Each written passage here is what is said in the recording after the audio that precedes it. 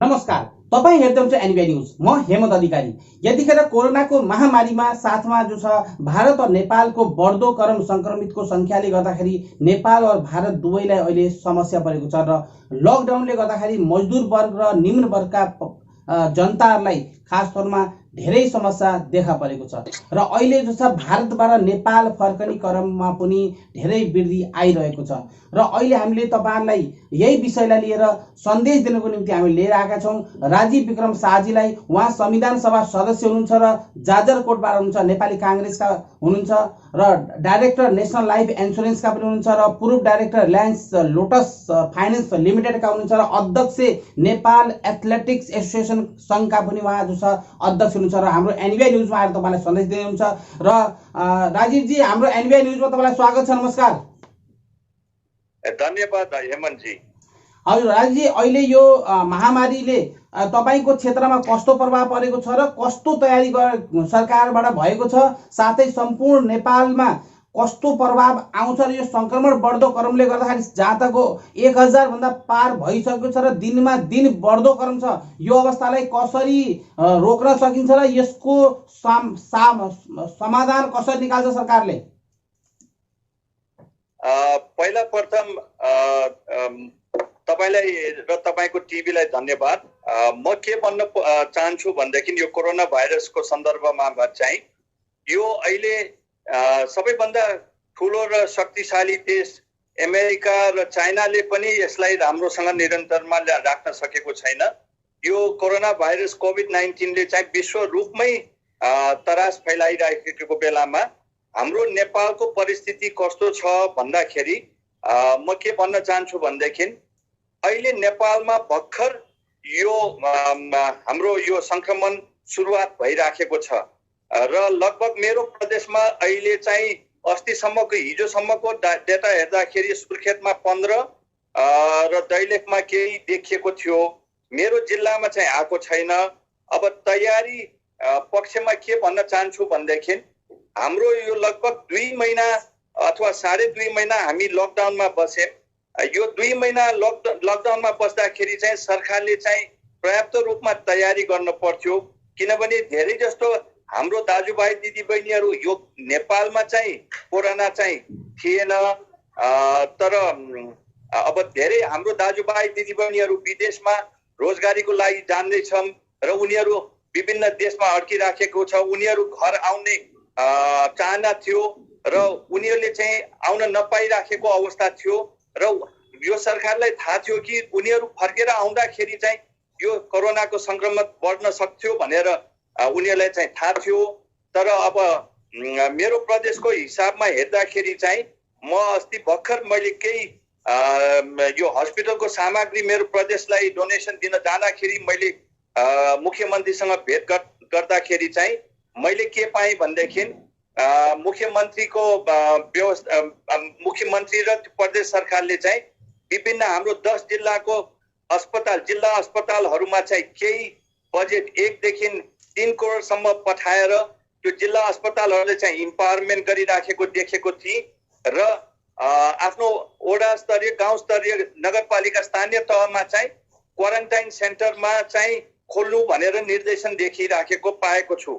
र अहिले म छोड्ने बेलामा चाहिँ धेरै मात्रामा अब बिस्तारै इन्डियाबाट पनि विभिन्न बसहरू विभिन्न स्टेटहरूबाट चाहिँ नेपालीहरू भित्रिराखेको छ र मेरो जिल्लामा चाहिँ लगभग 40 देखि 60 हजार हाम्रो प्रदेश कर्णाली प्रदेशमा चाहिँ नेपालीहरू इन्डियाबाट फर्किने डेटा छ।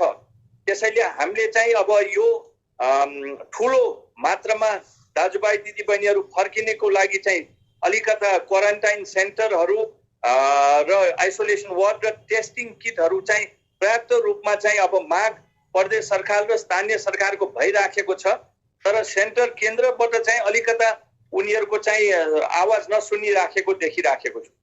बिल्कुल राजीव जी, यतिखेर खास तौरमा नेपालमा बिमारी हुन त आम हर वर्ष बिमारी भइरहन्थे, जहाँ तकको रोग जो छ खोकी लाउने अनि ज्वरो आउने, यी अवस्थामा अहिले कोरोनासित सम्बन्ध जोडेर उनीहरूलाई जो छ राम्रो ट्रिटमेन्ट नभएर जहाँ तकको ज्यान गुमाउन पर्ने अवस्था देखा परेको छ र कहीँ ठाउँमा शिकायत पनि आएको छ। यो विषयलाई के भन्न चाहनुहुन्छ? हेर्नुहोस्, अब अहिले सरकारले चाहिँ स्थानीय सरकारलाई चाहिँ धेरै इम्पावरमेन्ट गरेको छ, तर स्थानीय सरकारले चाहिँ के गर्छु भन्ने उनीहरूको मनमा र उनीहरूको ऊर्जामा चाहिँ छ, तर स्रोत र साधारण उनीहरूकोमा धेरै कमी कमजोरी छ। जस्तो अहिले तपाईँले के देखिराखेको छु भनेदेखि इन्डियाबाट आएको दाजुभाइ दिदीबहिनीहरू एकदम क्वारेन्टाइनमा राखेको छ। एउटा कोठामा चाहिँ लगभग 10-15 जना कोचेर बसेको छ। त्यो मध्येमा नभएको दाजुभाइ पनि, त्यो मध्येमा एकजना मान्छेलाई संक्रमण भयो भने पनि त्यो 10-15 जना मान्छेलाई नि लाग्ने अवस्था देखिराखेको छु। यसलाई चाहिँ केन्द्र सरकारले लगभग अलिकता कोअर्डिनेट गरेर अब जस्तो क्वारेन्टाइन सेन्टरहरू चाहिँ अब बोर्डरमै खोल्नु पर्ने, अब भनौँ न लगभग दिनको 500-1000 जना मान्छेलाई भित्र नाकाहरू खोलेर नाकामा व्यवस्थित गरेर 500 अथवा 1000 जना मान्छेलाई भित्र ल्याउने दिनको ल्याएर उनीहरूलाई चाहिँ सिधा क्वारेन्टाइन सेन्टरमा, अब यहाँ क्वारेन्टाइन सेन्टर खडा गर्नलाई पनि धेरै विवाद आइराखेको छ। जस्तो बोर्डरमा, जस्तो नेपालगञ्जमा म थिएँ, त्यहाँ नेपालगञ्जमा अथवा कोलपुरबाट क्वारेन्टाइन सेन्टर बनाउँछु भन्दाखेरि धेरै विवाद आइराखेको छ। त्यहाँको कोलपुर बासिन्दाहरू विभिन्न ठाउँहरूमा क्वारेन्टाइन सेन्टर खोल्छु भन्दाखेरि मान्छेहरू डराइराखेको छ। यो परिस्थितिमा चाहिँ सरकारले चाहिँ तल गएर प्रदेशका मुख्यमन्त्री अथवा मन्त्रीहरू गएर चाहिँ यो हाम्रो नेपाली दाजुभाइ दिदीबहिनीहरू हाम्रो पनि उनीहरूप्रति पनि हाम्रो दायित्व छ, उनीहरूलाई पनि व्यवस्थित गर्नुपर्छ, हाम्रो घर फर्काउने, र हामीले चाहिँ अब तपाईँहरू यो रोगको लागि अवश्य तपाईँहरूलाई चाहिँ डर डरा भइराखेको छ, तर हामीले चाहिँ यो किसिमले प्रिकसन लिइराखेको छ। त्यसैले तपाईँहरू डराउनु पर्दैन भनेर एउटा ग्रासरुट लेभलमा गएर चाहिँ त्यो मेसेज दिन पर्ने, त्यो मेसेज चाहिँ गइराखेको छैन।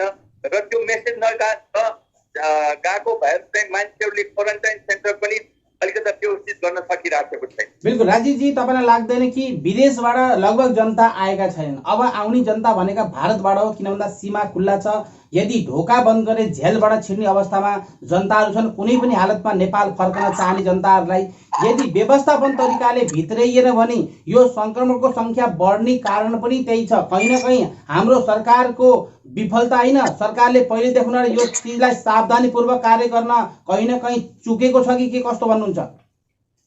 मलाई अब तपाईँले यो वर्तमान परिस्थितिले नि देखेकै छ। अब यो हामीले मैले अहिले नेकपाकै प्रदेश सभासदहरूले नि मैले बोलेको सुनेको छु कि हामीले अलिकता लकडाउन चाहिने भन्दा अगाडि नै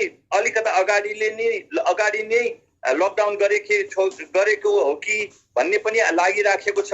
र यो लकडाउनको बेलामा चाहिँ अब केन्द्र सरकार, तपाईँले नि घटनाक्रमहरूमा देखिरहनु भएको छ, सरकारले सिरियस नलिएर विभिन्न संसद अपहरण भनौँ न पोलिटिक्स खेलिराखेको र सामग्रीहरूमा पनि कोभिड टेस्टिङ किटहरूमा पनि विभिन्न विवाद आइराखेको देखेको छ।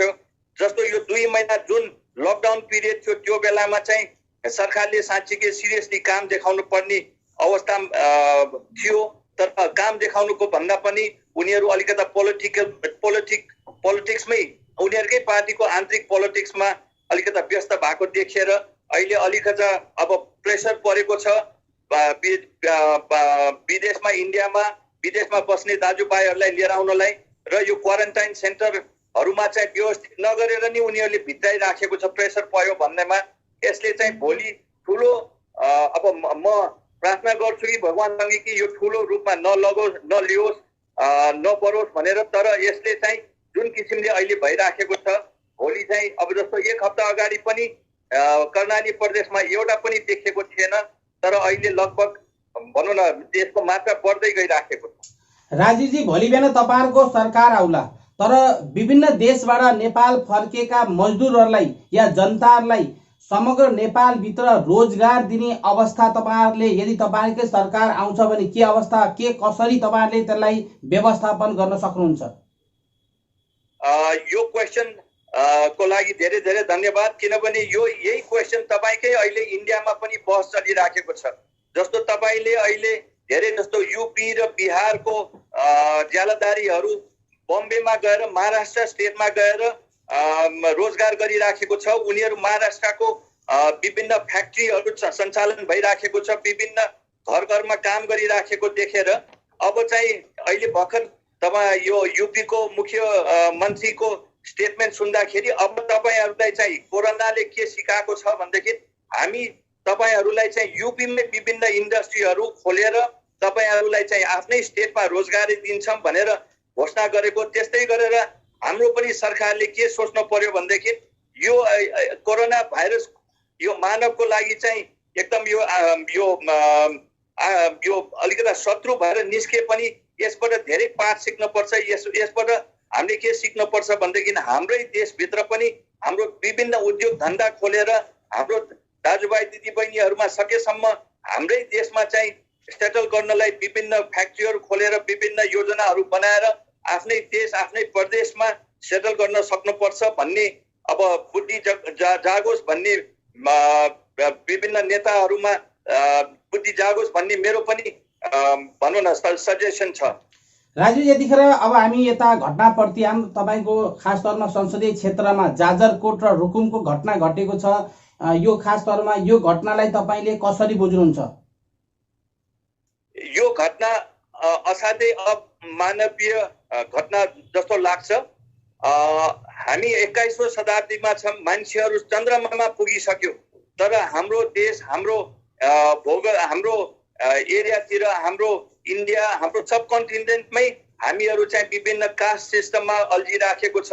यसले गर्दाखेरि हाम्रो विकास पनि रोकिराखेको छ, हाम्रो चेतना पनि कम देखिराखेको छ र खास गरेर हाम्रो यो विभिन्न घटनाहरू किन घट्छ भनेदेखि हाम्रो न्याय दिने सिस्टममा चाहिँ धेरै गभर्मेन्टको इन्फ्लुएन्स भएको भएर, नेताहरूको इन्फ्लुएन्स भएको भएर कार्यकर्ताहरूको चाहिँ अब हाम्रो नेता छ हामीले जे गरे पनि हुन्छ भनेर मनोबल बढेको भएर यो घटनाहरू धेरै रूपमा देखिराखेको छ नेपालमा।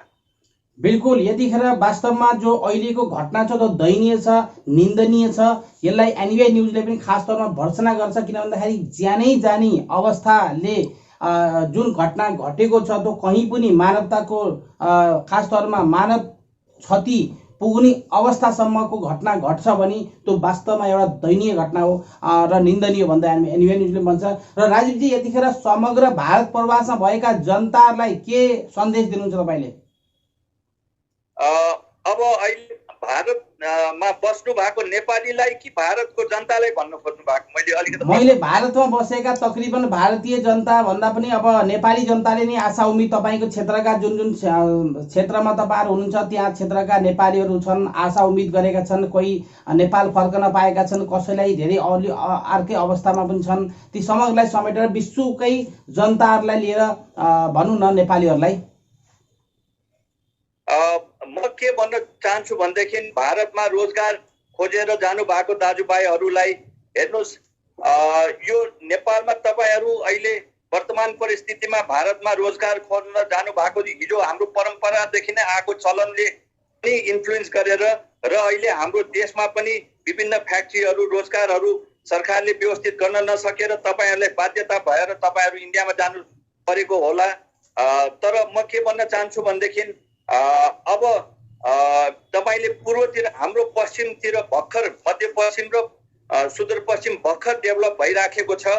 अब त्यतातिर इन्डस्ट्रीहरू बढाउनु पर्ने छ र हाम्रो प्रदेश सरकार मध्यपश्चिमका विभिन्न खास गरेर 5, 6, 7 नम्बरका प्रदेशहरूले चाहिँ सरकारहरूले चाहिँ विभिन्न इन्डस्ट्रीहरूको लागि प्लानिङ गर्नुपर्छ कि तपाईँहरूको जस्ता दाजुभाइहरूले रोजगार पाउन सक्नुहुन्छ भनिकन।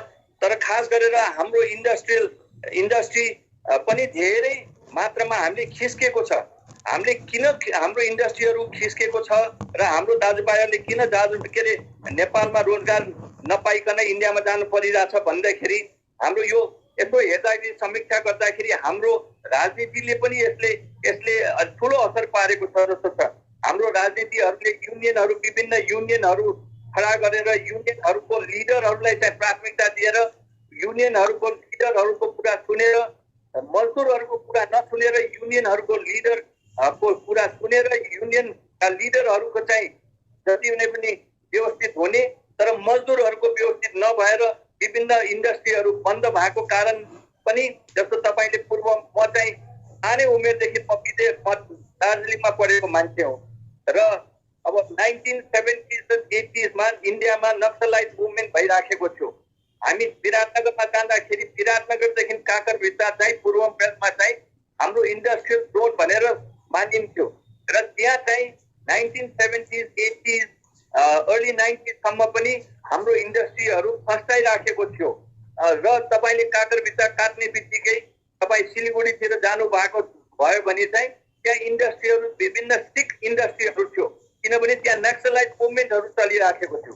तर अब अहिले हेर्नुभयो भने चाहिँ हाम्रो यो विभिन्न मुभमेन्टहरूले यो हामीले उपलब्ध त गऱ्यौँ, गणतन्त्र उपलब्ध गऱ्यौँ, तर हामीले चाहिँ हाम्रो इन्डस्ट्रियल सेक्टरलाई चाहिँ सेटल गर्न सकेका छैनौँ र यसले गर्दाखेरि इन्डस्ट्रियल सेक्टरले पनि क्षति पाएर अब अहिले के देख्नुहुन्छ भनेदेखि हिजोको परिस्थितिमा इन्डियाको सिलिगुडीतिर चाहिँ सिक इन्डस्ट्रीहरू देखिन्छ भने अहिले सिलिगुडीतिर चाहिँ एकदम इन्डस्ट्रीहरू फस्टाइराखेको, तर हाम्रो नेपाल साइडमा चाहिँ इन्डस्ट्रीहरू सबै बन्द भएको देखिराखेको छ। अब नेताहरूले चाहिँ यो सिक इन्डस्ट्रीहरू बन्द भएको इन्डस्ट्रीहरूलाई चाहिँ कसरी खोल्ने प्रयासतिर लाग्नुपर्छ। हाम्रो युनियन लिडरहरूलाई मात्रै कुरा नसुनेर मजदुरको कुरा सुनेर मजदुरको पीडा बोकेर अगाडि बढेर यो इन्डस्ट्रीहरूलाई चाहिँ प्रोत्साहन दिनुपर्छ। बिल्कुल, मजदुरको सरकारले मजदुरलाई सुन्दैन भने यो सरकारको के औचित्य? जहाँ तक हो मजदुरलाई नै अघि बढाएर मजदुरकै साथ लिएर बनेको सरकारले जरुर मजदुरको आवाज सुन्न पर्यो। र अहिले राजीवजी खास तौरमा यतिखेर तपाईँ भारतमै तपाईँको चाहिँ ससुराली पनि भारतमै भयो र तपाईँ नेपालमा हुनुहुन्छ र भारत र नेपाल रोटी बेटीको सम्बन्ध पनि छ र भारतमा र नेपालको जो अहिले सीमा विवाद छ त्यो विषयलाई खास तौरमा भन्दाखेरि अरू देश भन्दा पनि नेपाल और भारत एउटा दिल और जिगरको नाता छ र हामीले भन्नुपर्दाखेरि थर्ड पर्सनले यदि प्रश्न गर्छन् कि भारतसित नेपालको दुश्मनी या नेपालसित भारतको दुश्मनी किन छ भन्दाखेरि किससे क्या फरियाद गर्ने दिल है कि जिगर का दुश्मन भने चाहिँ हामीलाई दुवै चिजको बहुत ही महत्त्व छ र यो खास तौरमा सीमा विवादलाई लिएर तपाईले दुई शब्द सन्देश दिनुस्। हेर्नुस्, म के भन्छु भनेदेखि मैले सधैँ के भनिराखेको छु भनेदेखि इन्डियाले पनि इन्डिया र नेपाल इन्डियाले हामीलाई हेर्दाखेरि दाजुभाइको सम्बन्धमा हेर्ने गरेका छ, तर म दाजुभाइ भन्दा पनि बिग ब्रदर स्मल ब्रदर को रूपमा लिँदाखेरि पनि म के भन्न चाहन्छु भनेदेखि इन्डियालाई चाहिँ हाम्रो आमा बाबुको रूपमा देख्न चाहन्छु। अब हाम्रो सोसाइटीमा आमा बाउले के गर्छ? बच्चालाई जन्माउँछ, बच्चालाई हुर्काउँछ, पढाउँछ, सकेसम्म उसलाई इन्जिनियर डाक्टरसम्म पनि पढाउँछ र उनीहरूको बिहा गर्ने बेलामा दुल्हन पनि लिएर आउँछ र बिहा गरिसकेपछि घर पनि उसले स्थापना गरेर छोरा र बुहारीलाई दिन्छ। तर अब घर बनिसकेपछि चाहिँ तपाईँले चाहिँ अब धेरै आमा बाउको त्यो घरमा चाहिँ इन्भल्भमेन्ट देखियो भने चाहिँ अवश्य रूपमा त्यो तपाईँकै छोराछोरीको घर पनि अलिकता भनौँ न अलिकता आफ्नो इन्डिपेन्डेन्स लुज हुन्छ र श्रीमतीले पनि छोरालाई भन्न थाल्छ कि हेर तिम्रो अब आमाबाउले चाहिँ यो घर बनाइदिएको हो, हामीलाई तिमीले बिहा गराइदिएको हो, तर यो पनि मेरो घर भएर आएपछि चाहिँ अलिकता इन्डिपेन्डेन्स त दिनुपर्छ भन्ने माग हुन्छ। यही समस्या देखिराखेको छु र अर्को कुरा म के भन्न चाहन्छु भनेदेखि हाम्रो नेपालमा यसो हेर्दाखेरि अरूलाई मात्रै ब्लेम गर्ने, अब एकदम हाम्रो राष्ट्रवादी नारा पनि मलाई यसो के लाग्छ भनेदेखि सीमित शब्दमा र भाषणमा मात्रै सीमित शब्द र भाषणमा मात्रै रहेको र हाम्रो कूटनीतिक पहल नभएको। हामी पनि धेरै नेपालीहरू एक आपसमा हामी मेलमिलाप जस्तो विचार फरक भयो भन्दैमा नेकपा र कांग्रेस पार्टीमा धेरै भेदभाव छ, मधेस दलमा पनि भेदभाव छ। त्यस्तो गर्दाखेरि पहिला प्रथम हामीले घरमा हामी डिफ्रेन्ट आइडियोलोजी भए पनि एउटा परराष्ट्र नीति आर्थिक नीतिमा एउटा कमन पोलिसी हुनुपर्छ तर त्यो पोलिसीहरू देखिएको छैन र त्यसले गर्दाखेरि हामी विभाजित भएको भएर नि हामी माथि अलिकता यो अहिले विभिन्न प्रश्नहरू उठिराखेको छ। बोर्डरको सीमाको प्रश्नहरू आइराखेको छ। म संविधान बनाउँदाखेरि म संविधान सभाको सदस्य पनि हुँ।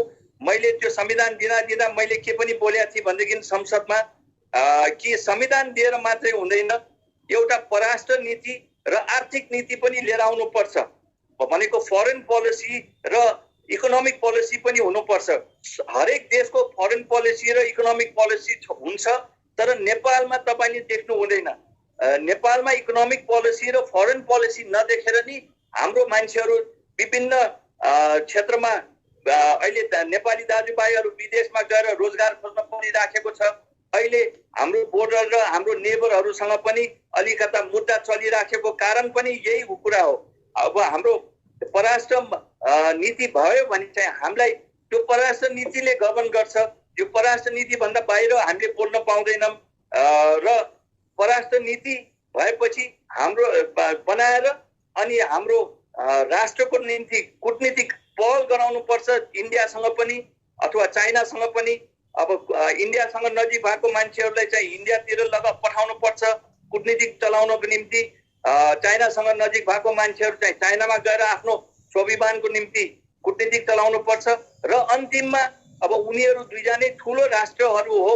ठुलो राष्ट्रहरूमा चाहिँ सानो राष्ट्रको धेरै नचले पनि अल्टिमेटली चाहिँ पोलिटिकल लेभलमै चाहिँ सेटल हुन्छ। तर पहिला चाहिँ कूटनीतिक चाल चलाउनु पर्छ र यो अहिले हामी मध्येमै हाम्रो एकता नभएको कारण हामीले चाहिँ अब नेपाली काङ्ग्रेसले आज पनि बैठक बसिराखेको छ नेपाली काङ्ग्रेसको यही बोर्डरको बारेमा। अब नेपाली काङ्ग्रेसले नेकपालाई दोषी लाउने, नेकपाले काङ्ग्रेसलाई दोषी लाउने, हामीले दुईटै पार्टी मिलेर मधेस दललाई चाहिँ विश्वास नगर्ने, यही हामी नै नमिलेको, हाम्रै राजनीतिमा विश्वास एक आपसमा विश्वास नभएको भएर नि यो विभिन्न चलखेल भइराखेको छ। हामी कूटनीतिक प्रयासमा हामी चुकिराखेको छौँ। त्यसैले पहिला हाम्रो घर मिलाउनु पर्यो।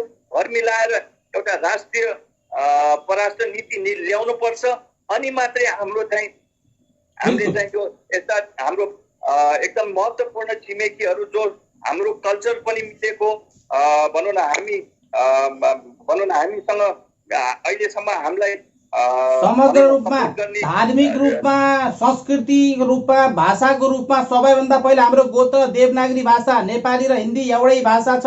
देवनागरी लिपिबाट चाहिँ हामी लेख्छौँ भने हाम्रो समग्र मिलेको चाहिँ देश भारतसित जहाँ तकको सम्बन्ध बहुत ही प्रगाढ र बहुत ही मित्रता र भाइचाराको हुनुपर्छ भन्दै खास तौरमा राजीव विक्रम शाहजीले भन्नुभयो। र राजीवजी अहिले अन्तिममा गएर हामीले अन्तिम क्वेसन सोध्यौँ। अहिले समग्र बजेट अहिले सरकारले पेश गरेको छ र यो बजेटलाई तपाईँले संक्षिप्तमा समग्रलाई समेटेर के कस्तो सरकारले अहिलेको बजेट पेश गरेको छ?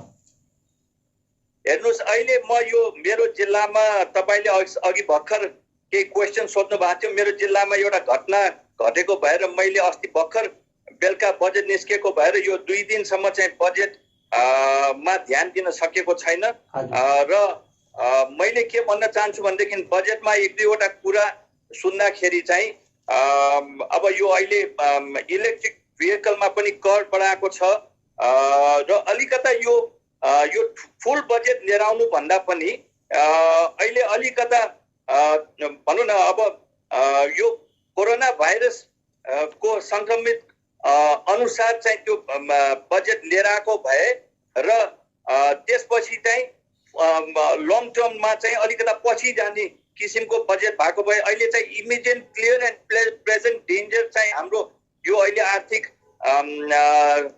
लाई बोझ पार्ने मानव क्षति हुने बजेट एक किसिमको एउटा बजेट लिएर आएर पछिल्लो चरणमा चाहिँ अलिकता लङ टर्मलाई सोच्ने अथवा राख्ने भएको भए चाहिँ राम्रो हुन्थ्यो। तर मैले चाहिँ अब मेरो चाहिँ यो मेरो मात्रै भावना हो। मैले बजेटमा चाहिँ हेर्न पाएकै छैन किनभने अस्ति बेलुका भर्खर निस्केर हिजो म यही यो मुद्दाहरूमा चाहिँ म अलमल्लिएको भएर चाहिँ आज तपाईसँग उसमा बस्न पर्यो।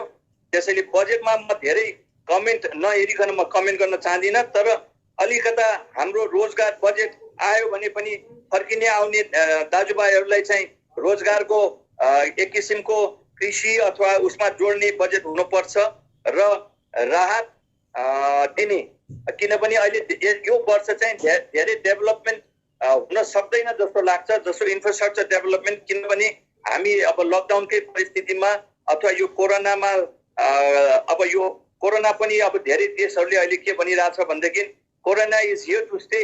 अब यहाँ हामीसँग अब बस्छ, यो रुगाखोकीको रूपमा अब सधैँ बस्छ, तर हामी कोरोनामा बसे पनि कसरी बाँच्ने भनेपछि यो एक वर्ष चाहिँ कसरी बाँच्नेमा हामीतिर लाग्छौँ। त्यसैले बजेट पनि त्यही अनुसार सुहाउँदो त्यो कोरोनासँग ट्याकल गर्ने बजेट लिएर आएको भए राम्रो हुन्थ्यो जस्तो लाग्छ। र मलाई लाग्छ कि अब मैले विभिन्न कृषि अनुदान राहत प्याकेजहरू अनाउन्स भएको छ भनेर मैले सुनेको छु, तर डिटेलमा म जान्न सकेको छैन। बिल्कुल राजीवजी, अब हामी अन्तिममा गयौँ र हाम्रो एनबिआई न्युजका दर्शकहरूलाई पनि लास्ट छोटो सन्देश दिनुहोस्। म के सन्देश दिन चाहन्छु भनेदेखि हेर्नुहोस्, अहिले ग्लोबलाइजेसन भनेर हामी सबै गयौँ र ग्लोबलाइजेसनको इफेक्ट पनि आइराखेको छ, तर कोरोना भाइरसले के सिकाएको छ भनेदेखि अन्तिम लास्टमा चाहिँ सबै मानवीय महामारी अथवा मानवीय सङ्कट पर्यो भने चाहिँ आफ्नै घर आफ्नै गाउँमा फर्किनु पर्दो रहेछ। त्यसैले दाजुभाइ दिदीबहिनीहरू, अहिले तपाईँहरू आफ्नो गाउँमा फर्किने तिर लाग्नु भएको छ। तपाईँले आफ्नै गाउँमा बसेर तपाईँले केही किसिमको अब हिजो हाम्रो बाउ बाजेहरू आमा बुवाहरू यही कृषि गरेर नि बाँचेको थियो। अहिले पनि हामीलाई अरू अहिले हेर्नुहोस्, अमेरिका जस्तो देश धनी देशमा यो 2-3 महिनामै झन्डै नेपालकै जनसङ्ख्या जतिकै 3 करोड जनता अमेरिकन सिटिजनहरू बेरोजगार भएको छ र खान पाइराखेको छैन। तर हामी चाहिँ हाम्रो खल्तीमा धेरै पैसा थिएन, गरिब छ, अशिक्षा छ, तर हाम्रो अहिलेसम्म पनि हामीलाई चाहिँ हाम्रो गाउँले नै बचाइराखेको छ। त्यसैले तपाईँले गाउँ फर्किने अभियानमा चाहिँ तपाईँहरू आफ्नो गाउँमा फर्किनुहोस् र आफ्नो खेतीपातीमा लाग्नुहोस्। अहिले विभिन्न कृषि अनुदान दिँदैछ भन्ने छ, त्यसमा लाग्नुहोस् र त्यसमै तपाईँको भलो छ र हाम्रो देशमा पनि देशको लागि पनि त्यही भलो छ भन्ने म सन्देश दिन चाहन्छु। बिल्कुल, यहाँ जो छ राजीव विक्रम शाहजी हुनुहुन्थ्यो, संविधान सभा सदस्य र जाजरकोटबाट हुनुहुन्थ्यो नेपाली काङ्ग्रेसबाट, र डाइरेक्टर नेसनल लाइफ इन्सुरेन्सका हुनुहुन्छ र अध्यक्ष नेपाल एथलेटिक एसोसिएसनका सङ्घका अध्यक्ष पनि हुनुहुन्थ्यो र हाम्रो एनबिआई न्युजमा आएर तपाईँले सन्देश दिनुभयो, यसको लागि धेरै धेरै धन्यवाद। नमस्कार। धन्यवाद हेमन्तजी, धन्यवाद। सम्झेकोमा धेरै धेरै धन्यवाद। Subscribe to our channel by clicking the subscribe button. Click the bell button and enjoy the latest uploads from our channel. Subscribe to our channel by clicking the subscribe button. Click the bell button and enjoy the latest uploads from our channel.